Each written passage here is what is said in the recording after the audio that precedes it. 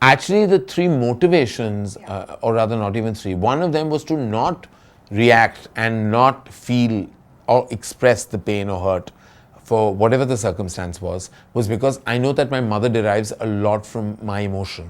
So to not get her all hyper, upset and angry was one reason why you put up a facade. The second one that was therapeutic and right in front of me were my two children. Like just hugging and holding them is like, life is the most beautiful place. No matter what any troll or negative person or anyone says anything about you that is negative, you've got your children to hold and hug. I mean, like, it's the best therapy in the world.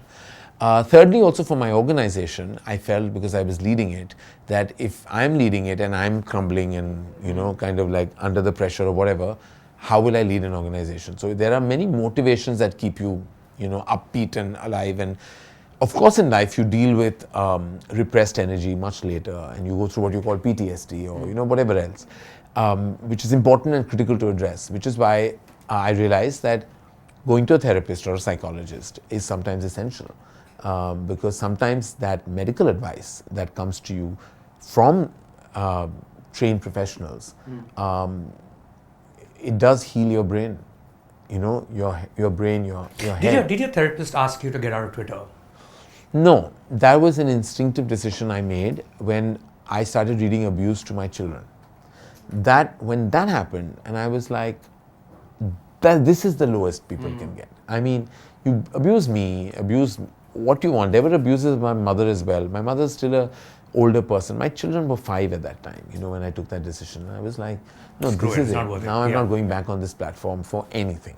Like, of course, my company's on it, and professionally one has to. Right. I realize the importance of the you're in platform. media, But I don't want to be on this platform. I don't want to read anything about my children, you know, because that breaks my heart, not only as a parent, but as a human being. When you read so much about yourself, especially in the last 3 years, sometimes it also makes a person feel apologetic about their actions or thoughts, or that every step that I'm taking is misfiring. You know, people use the word nepotism so casually with you, or every decision that you take, or your relationship with Alia. Now, how does one, you know, especially an artist, keep being apologetic away from them and be comfortable? Honestly, I haven't, and I will not apologize for anything. I will cast who I feel is right. If that person happens to be related to somebody in the industry, then so be it. Alia is like my first child. I will always love her in public, in person, and she will always be part of my life. And you can keep saying things, you can call me what you want, you can call me all the names you want. Eventually, that negativity is eating that person up, not me. I'm rising above it. I'm taking the high road. And when you take the high road in life, none of them, you cannot change your way of being because of what people say. That is something I firmly believe, and I've always done that. I've done what my heart believes in. If my heart is, and my mom has taught me, if you are in the right, you believe you're in the right, then how can anyone make a difference? I can't start suddenly, tomorrow if I'm launching an actor who is equipped to be in a film and comes from a film family, that may be privileged for us for the start, but after that, she or he has to prove their mettle. But maybe I've seen something and I have access to that something. Why should I not leverage it? You know? And there are enough and more. We do the math, you know, in our organization. So at a given point of time, you are working with, between the Dharmatic shows, Dharma production movies, Dharma 2.0 ads, which we produce ads, and DCA, which is our talent management. You have an employer base of over, like, say, 1,000 people. Wow. 800 to 1,000 people, right, working for you. And even films that are moving, but at one given point in time, you have 800,000 people. Of those 800 to 1,000 people whose livelihood depends on the work that is given, and we make sure that we are well taking care of each and every member of that organization, out of that, 98% of those are not from the industry. Why is this data not talked about?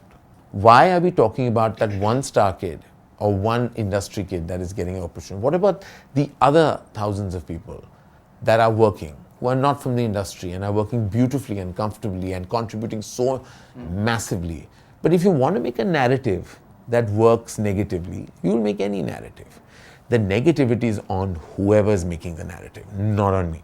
And did you arrive with this at some point in life, that you need to be distant, insulate yourself from stuff that people say because you do you? I've always done me. I mean, I've never bothered. I mean, have I stopped? No. It's not that I've stopped casting people from the industry or I've isolated myself from the sheer wonderfulness of Alia Bhatt. I have not listened to anyone. I just left a platform. I didn't listen, but because that platform had nothing to do with the things they were saying, it was about my kids. I didn't want to read that. That to me is, and whoever is a parent in this room will know that you'll take anything. You'll take anything about anyone. Your child, you can't take anything. And I don't know who to fight, right? Those people, I don't know who's house. They're nameless, faceless people, and some who have names also. I don't know what kind of names they have. So who do I go and fight with? I'd rather just exit.